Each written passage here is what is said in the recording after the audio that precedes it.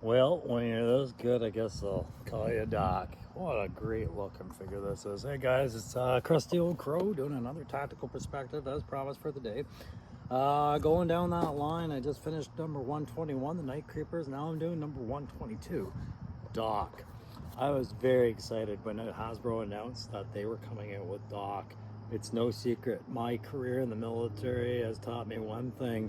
If you don't have a combat medic on the battlefield, you're hooped. And I've always felt like we needed this or a lifeline in the line any day.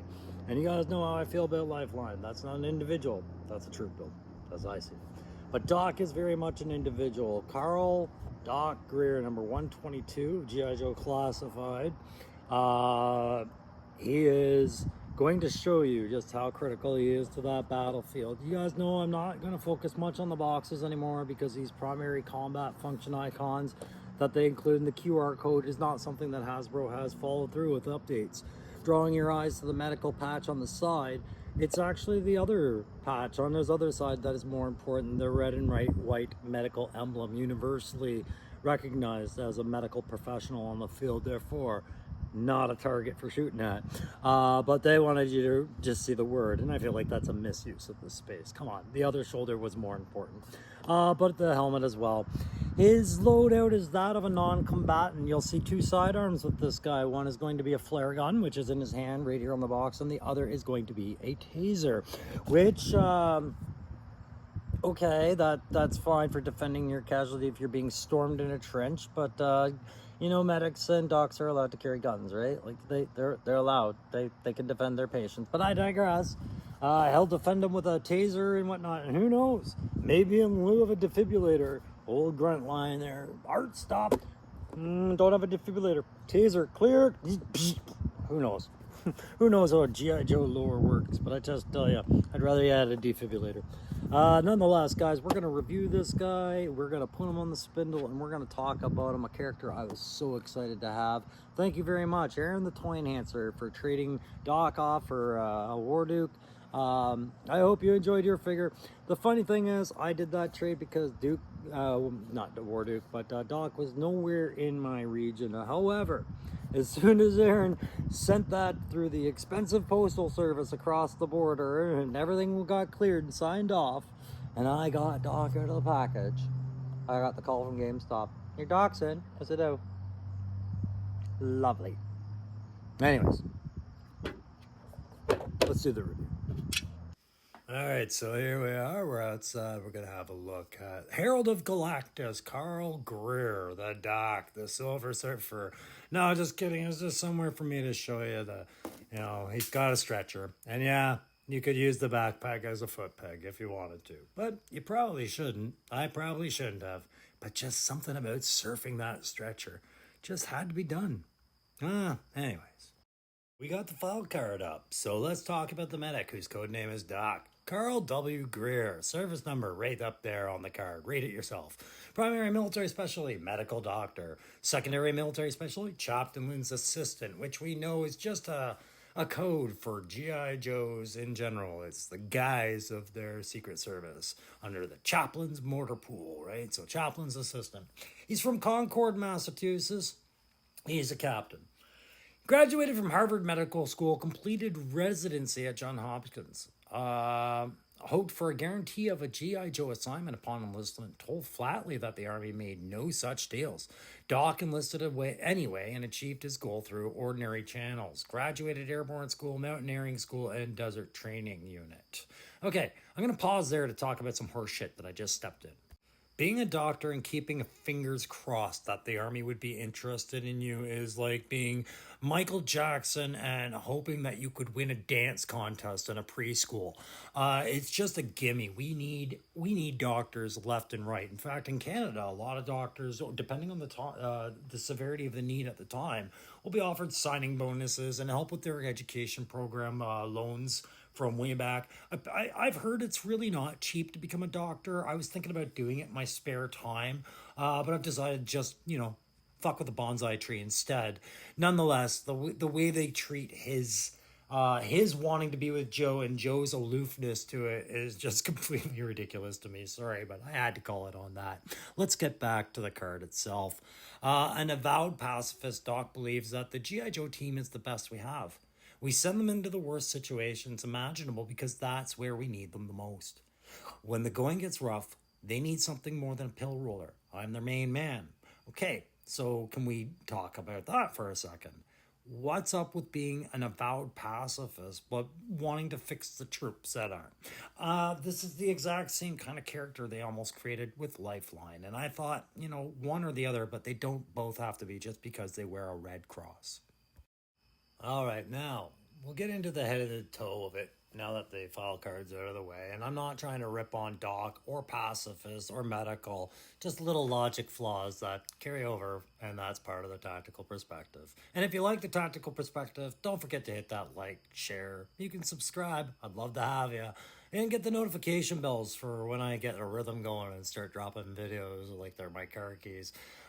I'll be going at her strong again, guys. But we'll get into the head and toe of it, all right? Now, I've got the bump helmet off of him here. We'll talk about the bump helmet later as an accessory. If you have a look, he's got that graying hair, and underneath those removable green lens glasses, which are something we're used to seeing with the Baroness, now seeing with a male character, they are a good fit, but underneath that, you have the tired eyes of the medical professional that is Carl Greer. And he's got a very stern and serious look on his face, like he's assessing a situation, be it a medical situation or a conversational discussion not going his way. The man's, you've got his undivided attention. The head articulation is not hindered because of any extra chest rig. These new chest rigs that we've been seeing since the 60th anniversary Soldier, whether you like the small components or not, they do have the benefits in that they can be downsized a little bit and left for you to kind of design them. And that frees up a little bit of torso space if you kind of minimize things or just on certain ones. With Doc, his torso has got good movement. Oh, hi, me. Moving in the background, setting things up like an amateur. That's me off to do the photo shoot later. Anyways, the head up and down, not bad at all. He can look up, he can look down, he can check it as a patient, he can look for the helicopter he's just summoned with that flare gun. He's got all that going on. What I do like going down from the neckline is two things that are appearing on his chest rig. One, he's got a mag light kind of attachment or pardon me, not at first I thought it was a mag light, but the orange attachment seems to be some sort of esophageal airway hose that he would ram down. That's what I'm speculating. I'd be curious which piece of medical equipment it actually is. And I do hope that's exactly what it is because it makes perfect sense. Airway, as part of the ABCs of first aid, airway, breathing, circulation, all that good stuff. If a guy's windpipe has collapsed, if you can't breathe, you can't be saved, right? So you gotta make sure you can get that airway unobstructed. So having something on him representing that, I think, is cool if that's what it was. But even more importantly, on the right side of his vest is a blue pen, and I cannot tell you the level of satisfaction I had finally seeing a Joe carrying a pen around. The crew commanders for vehicles should always have the red and the blue and the green and the yellow. But this doctor, the single blue pen, it makes all the sense. Well, why is that? It's not so he can write a guy a prescription or sign anything. It's so he can write the times and medications administered on the forehead of a casualty that he's evacuating off the battlefield, wherein he might not be going with the casualty. If you're in the army and you are a medical cash in a mass cash situation where triage has been done, you've been marked up in permanent marker. Guys are carrying Statlers around. They're writing down everything that did. Last time they administered morphine. Last time they did this. All that kind of stuff, right? So seeing Doc with something as simple as a blue pen just kind of sealed the deal. Moving over to the shoulders, I talked about on the box wants you to focus on the medic badge on the left shoulder, but on the right shoulder is the more important universal understanding, the red and the white, which signifies the medical crest. Now he's got the broadsword over the red star, which if I understand, is probably part of the medical community he was trained under and the field am units or whatever medical corps that he falls under the U.S. military as far as how he was trained. But I love seeing these things incorporated. I never peeled off the vest to see if anything was under the shirt or on the shirt as far as a name tag. But he's got removable pouches which you can switch to the front and back. One is a med pouch, clearly. The other, again, the torch of hope. And then a simple pouch which you see here on the back. Now, if you take that simple pouch, you can do what you saw in the last photo, which was mount that stretcher, okay? Not having to surf it all the time. You see he's got more removable pouches. They are what you've seen already in the 60th anniversary line. I mentioned the taser, which is being held in his left or right hand right now, and I mentioned the flare gun, which I like even more in the right hand. However, if the doctor is calling for a helicopter, things have really fallen apart because the doctor is such a critical, high-paid, high-value target. He is a rear asset, and if he's the guy in distress call putting up a flare, shit has gone so far sideways, you might as well just pack it in and eat a bullet. It's gone that sideways. The doctor is out. But look over there! So leaving the weapons as they are aside, more tools than anything. If we go down, he's got some nice hard pack holsters, a lot of stuff worth repeating as far as kit goes, as general infantry kind of kit. That bump helmet is unique unto himself. There is no deeper recessing to give him the possibility of using, say, the NVGs from Airborne and popping them on there. It's got pill bottles on the side, which I really liked. He's ready with some quick antibiotics and things like that for the combats. You rolled your ankle, here, Tylenol, left side, get it. Pop a couple and go. I can't understate how nice it is to just see simple pants that hang over the boots. I'm willing to sacrifice some ankle articulation for some different pant types in the military range here for our characters, because we do have all different types of uniforms in the military. They're not all bloused boots using boot bands to sit over the boot line. So as you can see, it didn't really stop me from posing them in a variety of ways. That collapsible stretcher just folds in half and it does pin to his back. And as you can see in the photos, you can utilize it, but putting weight on it, like putting a character on it, you have to have very firm setting on the other two people carrying the stretcher, or else it tends to bow in the bottom and you start having balance issues. So if you're the kind of person that uses a lot of stands to keep your characters upright, you shouldn't have a problem utilizing the stretcher. But if you're a person that utilizes balance without any sticky tack, this will be like a small house of cards, just trying to keep that stretcher straight, keeping your victim or your casualty balanced properly on that stretcher without collapsing it under its own weight. But overall, an awesome piece of kit. I would have liked to have seen some utilization of mounts for that, kind of incorporated into the vamp design as far as how to carry this thing across. But maybe Gridiron will get something for the stretcher. Who knows? So here comes the grading, right? The last of the hard truths. Listen, on a tactical grade, I gotta give this thing probably about a 4 to a 4.5. The kit that they gave it was the right amount of kit as far as the helmet, the pouches, the iconography, and the stretcher, all that stuff, right down to the shades. But if we're talking about a flare gun and a taser here, look, Jim, he's a doctor, not a cop. He ain't gonna subdue you, whatnot. This is what we give medics rifles to do. Pistols, sidearms, just like every other soldier beside them. On a play grade, same thing. I'm going with a 4. Actually, I'm going with a strong 5. You've got enough here to tell the story and to have lots of playability here. Whether I agree with a flare gun and a taser for this medic or not is not the point. In a role of a medic detached to a section, sure, I can accept those things, but in the role of a doctor, which really he is, if he's trained at Harvard and all that, he went to medical school. He's not your average medic. He's not like Lifeline.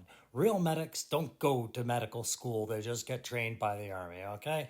Doctors get trained by medical school. So it's important, sorry, all that sort of stuff.